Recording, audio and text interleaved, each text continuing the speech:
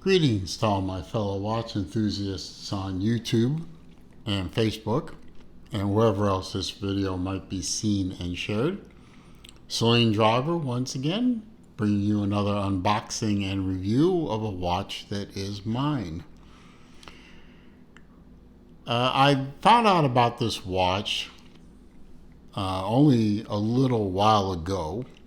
It was being advertised before its release. It only recently was released, this being the end of July 2024, and the watch is just now beginning to matriculate out into the world. Seiko enthusiasts might remember the good old Seiko Pogue. This is a 6139 chronograph, a gold-colored dial that was famously worn by Colonel Pogue during a space mission. I believe it was considered to be the first chronograph in space. It was his personal watch. It wasn't the watch that NASA issued to him, but it was his own watch. And the watch became famous for that. Now, the gold Pogue is obviously the most famous one. There is also the blue Pogue and the silver Pogue. They're not, Seiko doesn't call them that, but, we all give nicknames to Seikos: samurais, tunas, turtles, etc. Pogue is just another nickname. There have been many homage watches to the Pogue. I've owned several of them, one from Detroit and one from several from Long Island Watch.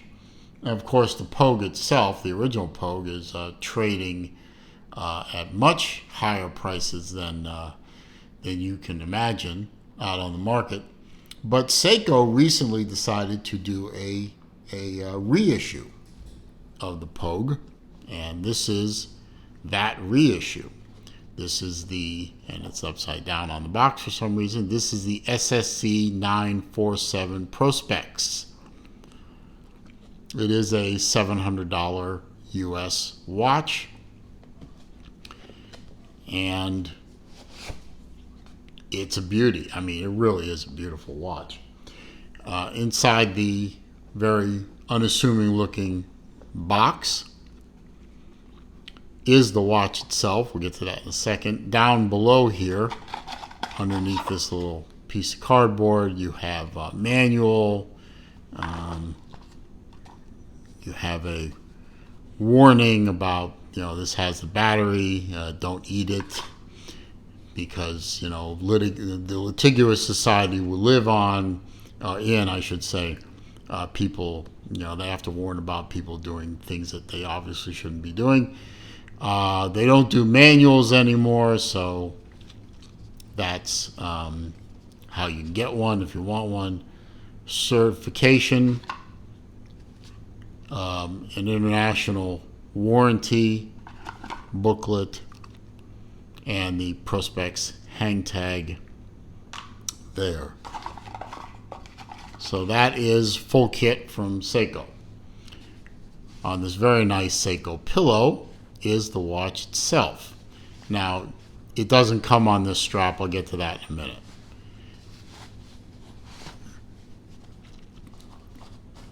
There we go.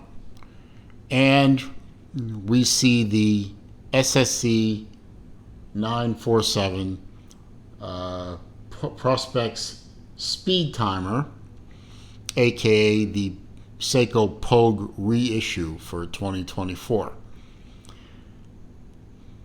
And you can see right away in this watch the DNA from the original Pogue. You have the Pepsi, fixed Pepsi bezel, which has a tachometer scale on it, the black chapter ring. You have black subdials, which is an update. And of course the gold dial. sunburst dial, of course. You can see in the light it plays very nicely. A lot of differences between the original. Obviously, you have the more conventional crown than the original Pogue had. You have the triple subdial, the 3 o'clock subdial. Here is a 24-hour scale. You can see it's morning right now. It's 8 o'clock roughly in the morning. Date at the 4 o'clock. You have a dual function subdial at the 6 o'clock. It is obviously the, I'll start the chronograph so you can, well, first I'm going to show you the other function.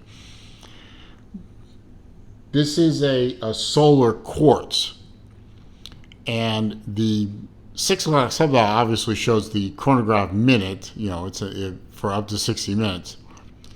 But also you can see an F and an E down there, and you can see the red hand is not pointed up at the 60 like you would think in the standby position on the chronograph. No. It's pointed at the F because this is a power scale. Now, watch what happens when I start the chronograph. I started the chronograph, the minute hand for the chronograph went up to the resting position at 60. Now, I'm going to leave it running for a minute so it moves, and then you'll see what happens later. And, of course, you have the constant seconds at the 9 o'clock position. And you can see it's going tick, tick, tick, which means this is a quartz watch. So this is a great grab-and-go watch. On the back, you have some typical Seiko verbiage, serial number, the Prospex logo, and so on and so forth. Now, why is it on this strap? This is not a Seiko strap. This is a Strap Habit FKM rubber strap, which I think works very nicely with this watch. It picks up the black chapter ring. It picks up the black subdials. Here's the original strap. In the Strap Habit bag, and there's the original spring bars because this thing came with quick release spring bars.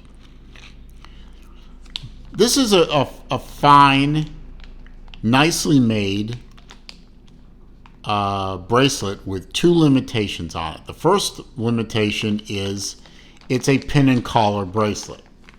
I have links and I have pins and collars. You can see I took three, well, technically I only took one link out. I bought this watch from Exquisite Timepieces down in Naples, Florida. This is an unpaid mention, by the way.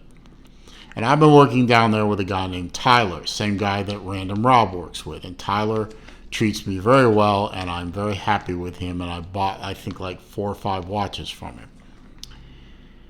He was kind enough to remove 2 links right there in the shop before he shipped it to me.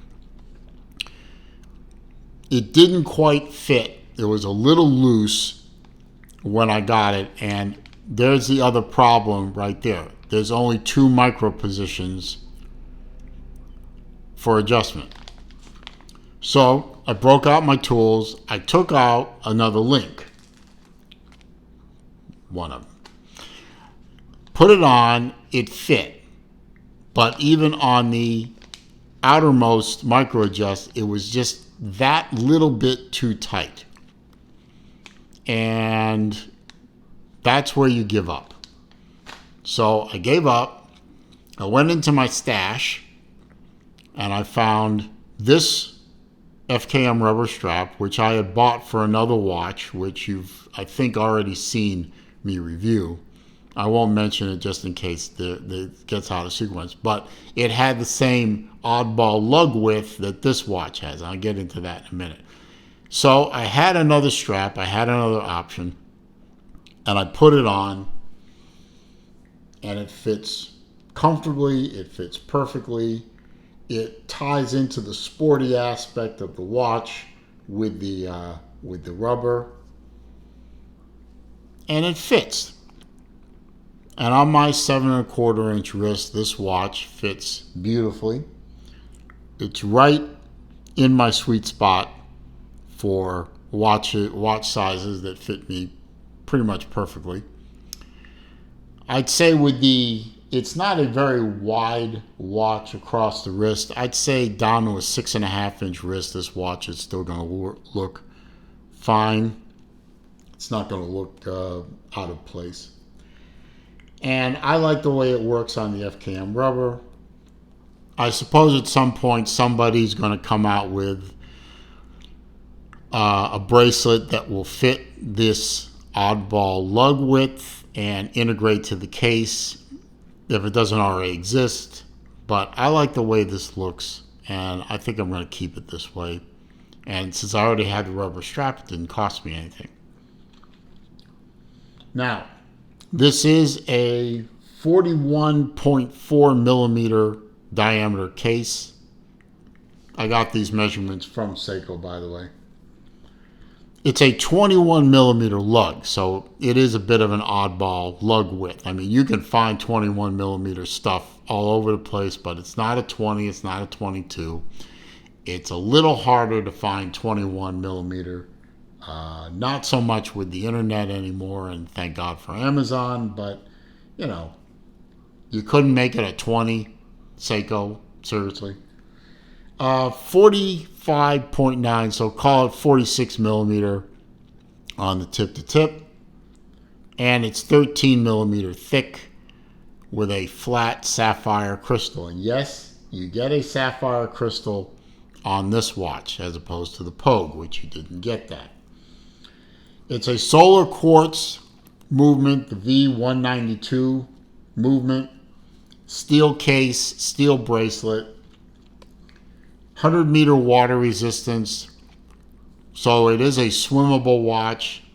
Although it's not a screw-down crown, it is a non-signed crown also. Not a screw-down crown, not screw-down pump-style pushers. Get it wet, washing your hands, get caught in a rainstorm, a few laps in the pool, okay. Submerge it? Probably not. No, I wouldn't sustain submerge this watch because the lack of screw-down crowns, the lack of screw-down pusher would worry me. So do with it what you will. Beautifully polished on its flanks. It's satin finished on the top of the lugs. The bezel has a nice bit of polish to it. I like the Pepsi insert, you know, keeping in theme with the original Pogue. I could not find out what it was made of. I think it's aluminum. It looks like aluminum. It feels like aluminum.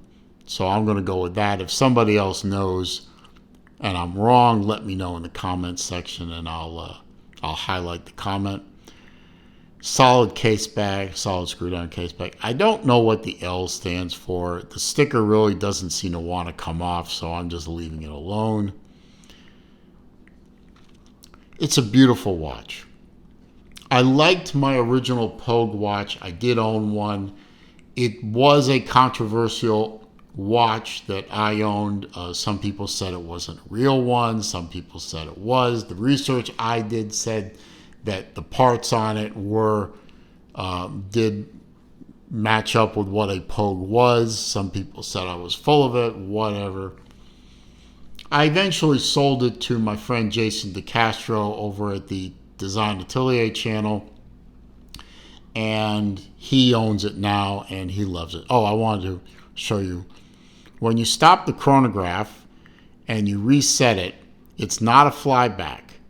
It rotates its full sweep back up to the reset. Now you notice the hand at the on the minute counter reset to the 60-minute position. But in a minute or two, you will see the hand will rotate backwards, in this case about 90 degrees, and it will go back to being an indicator for the power level of the solar. And it solar charges on pretty much any light. And when it showed up at my house, it was fully charged. So I'm thinking that the subdials are the solar panels for the watch. But overall, lovely watch. Glad I picked it up. Thank you once again in an unsponsored mention to Exquisite Timepieces and my buddy Tyler for always treating me good. And see, hand moved. So it's back to being a power indicator. And like I said, thanks to Exquisite and Tyler down in Naples, Florida. I know I'm going to be doing more business with them. I'm even trying to try and convince them to become dealers for Zelos, but that may never happen. But wouldn't that be cool? Anyway, I'm going to leave it there.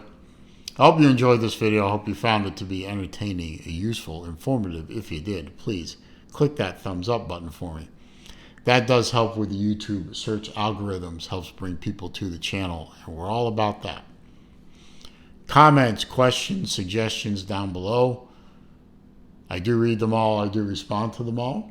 However, if you are going to try and troll me, and the trolling seems to be picking up, or you're going to try to insult me, and the insults being hurled at me seem to be picking up, go ahead. Shoot your shot. I'm just going to delete the comment and block the commenter. Likewise, if you're going to leave the links to bad places on the internet, delete the comment, block the commenter. If you're new to the channel, of course, welcome. I'm glad you found the channel. I hope you enjoyed this video. I hope you'll stick around. I hope you'll become a subscriber by clicking that subscribe button. Help me grow this channel, please. When you do click the subscribe button, don't forget to click the bell icon too, so that when I upload new material, you are alerted. And as I always say at the end of my videos, it is a crazy old world out there. It is not getting any less crazy, so be careful out there, stay safe, be well, see you soon.